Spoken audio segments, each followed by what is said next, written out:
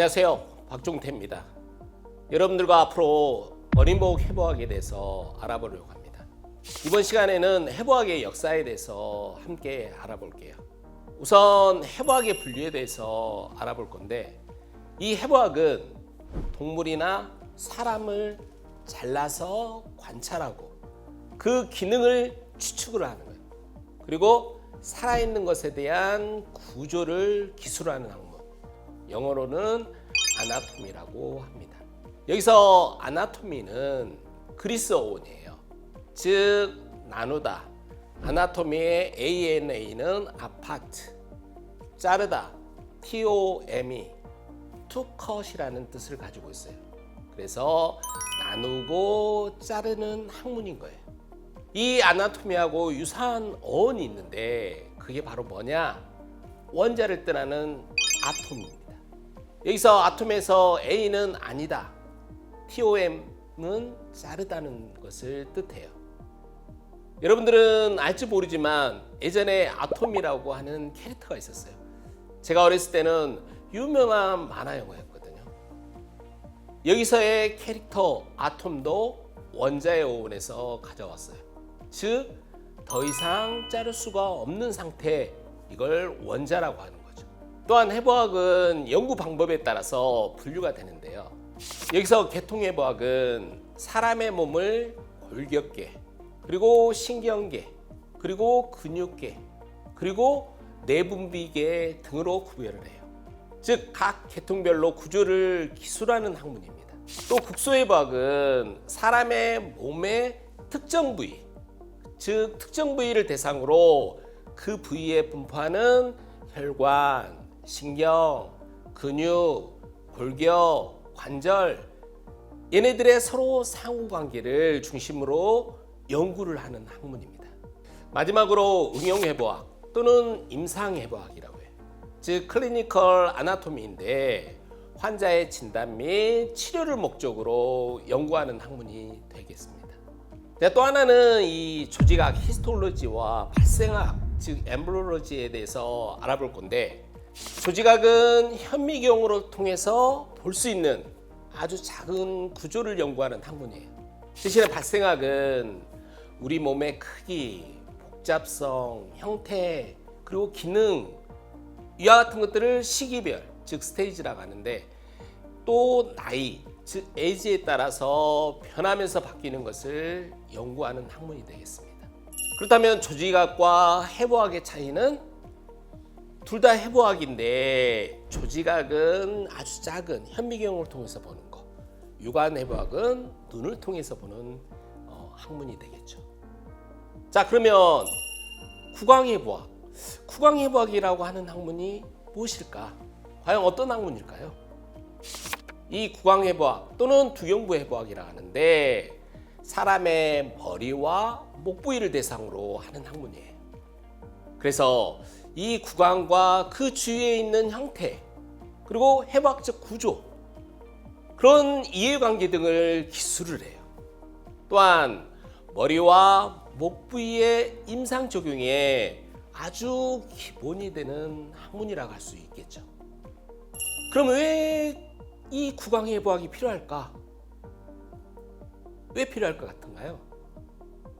그 이유는 사람의 머리는 매우 복잡한 구조죠. 매우 복잡한 구조로 돼 있어. 특히 이 뇌의 신경들과 얼굴의 수많은 근육들, 그리고 목은 많은 혈관들이 분포가 돼 있기 때문에 매우 중요하죠. 여기서 잠깐, 여러분들 오감 많이 들어보셨을 거예요. 오감은 각각 뭐죠?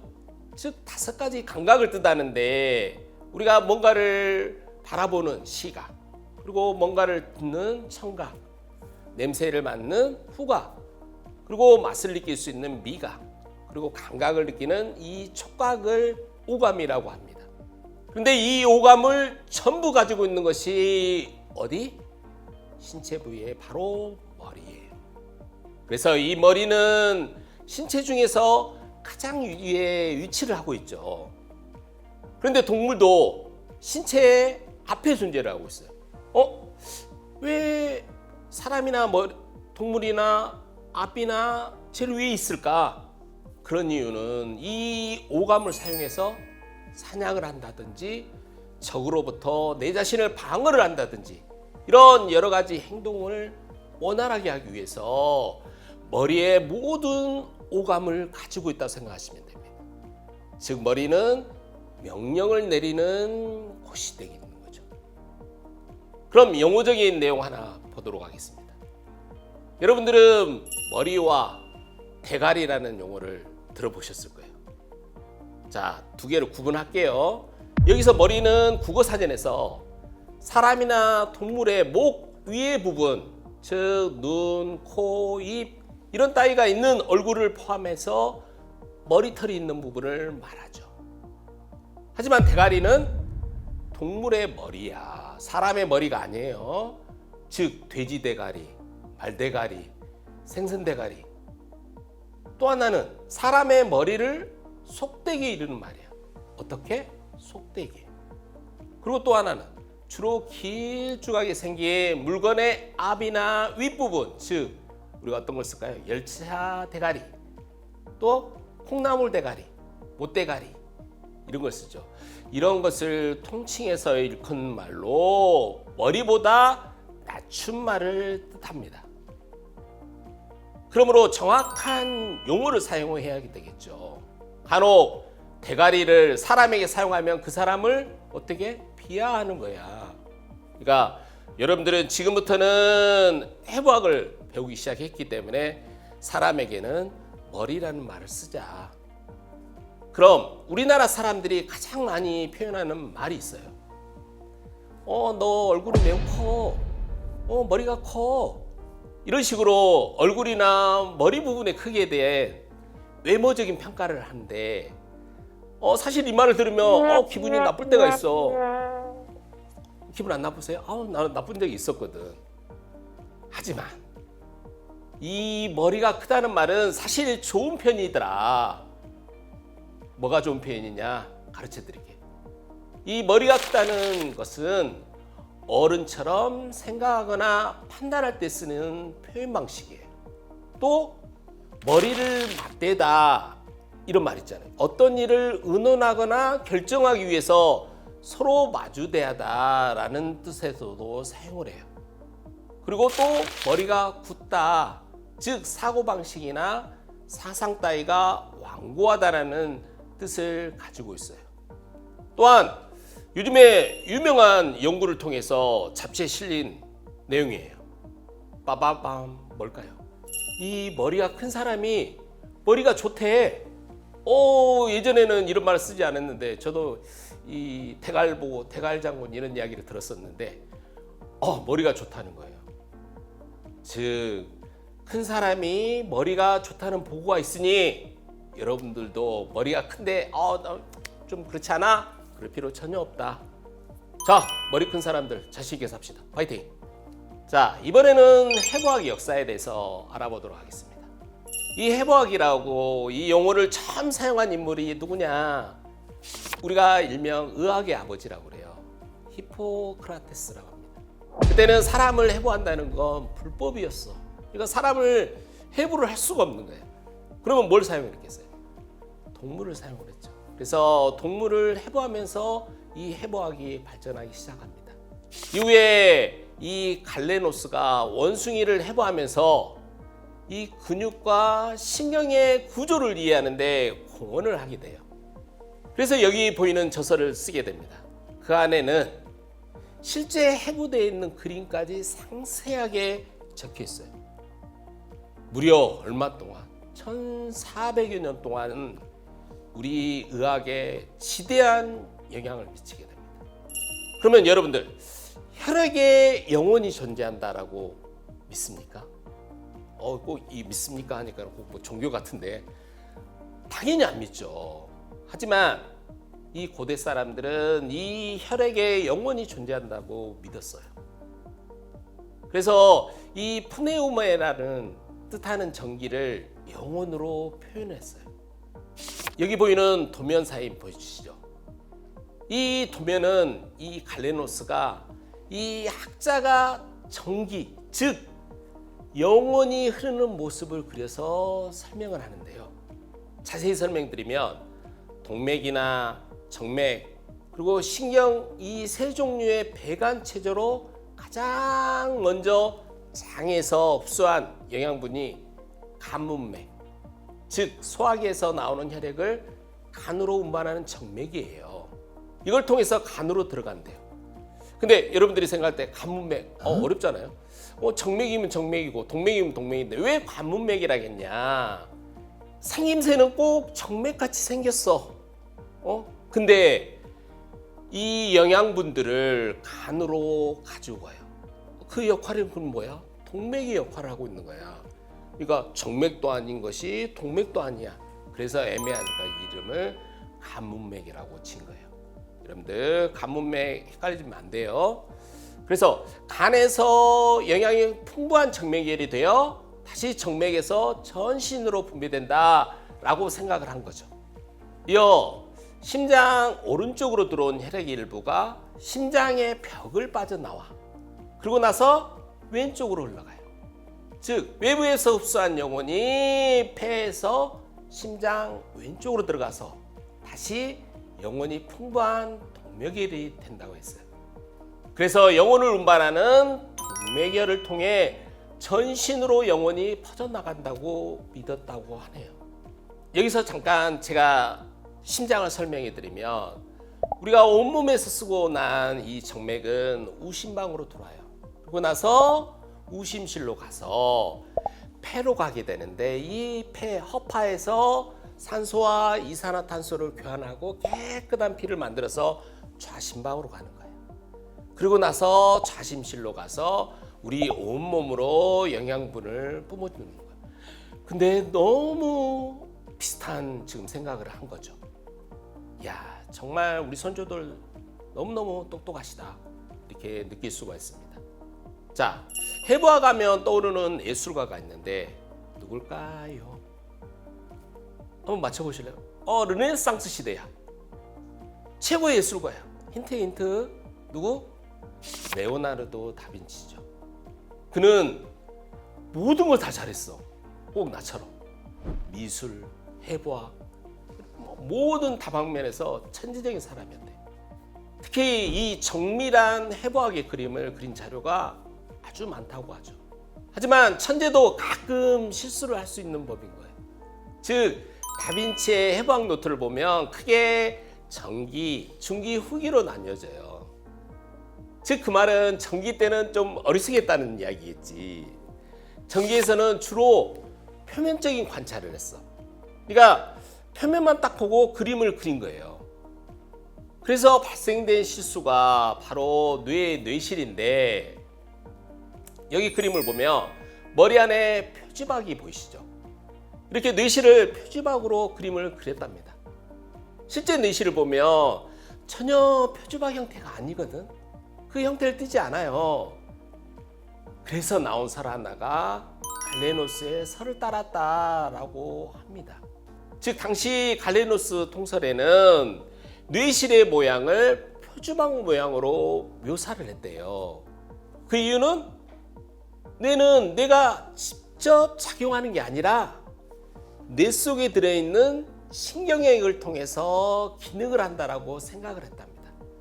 그래서 연달아서 늘어난 세 개의 표주박 중 앞쪽 뇌실이 시각, 청각, 후각을 담당하고 가운데 뇌실이 사고와 판단을 담당, 그리고 뒤쪽이 기억을 담당한다고 생각을 한 거예요. 그래서 다빈치도 그냥 쓱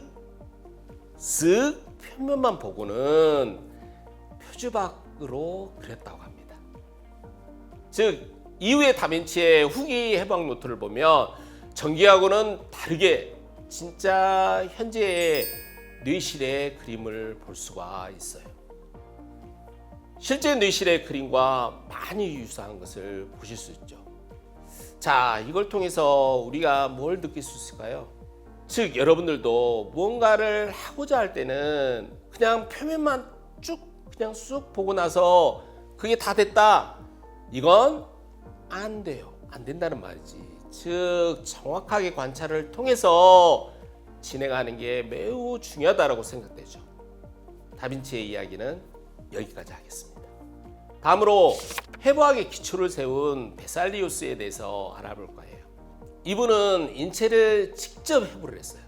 즉 직접 해부하면서 1543년에 인체 해부에 대하여, 즉 약칭으로 파브리카라고 해요. 이런 책을 저술하게 됩니다. 이때 기존의 갈레노스의 주장에 틀린 부분이 있었죠. 이 틀린 부분을 수정하게 돼요. 좀 전에 갈레노스의 주장 몇 가지 이상한 부분이 있었어요? 기억나죠? 뭐 했나요? 표주박, 즉 표주박형 뇌실 이런 것든지, 아니면 또 뭐 있었지? 혈액의 영혼이 있다라고 했잖아요. 혈액의 영혼이 있다라는 주장이 있었잖아요. 이러한 잘못된 부분을 바로 잡아준 학자가 베살리우스예요. 이 갈레노스의 주장을 바로 잡아준 학자가 또 한 분이 계시는데 누구냐? 윌리엄 하비인데요. 그는 처음으로 혈액순환설을 주장을 합니다. 자, 윌리엄 하비의 혈액순환설을 살펴보면 이 심방위 수축에서 심실로 혈액을 보내고, 이 심실을 채우고 심실이 수축해서 폐동맥과 대동맥에 혈액을 보낸대요. 그리고 나서 전신으로 널리 퍼뜨린다는 점.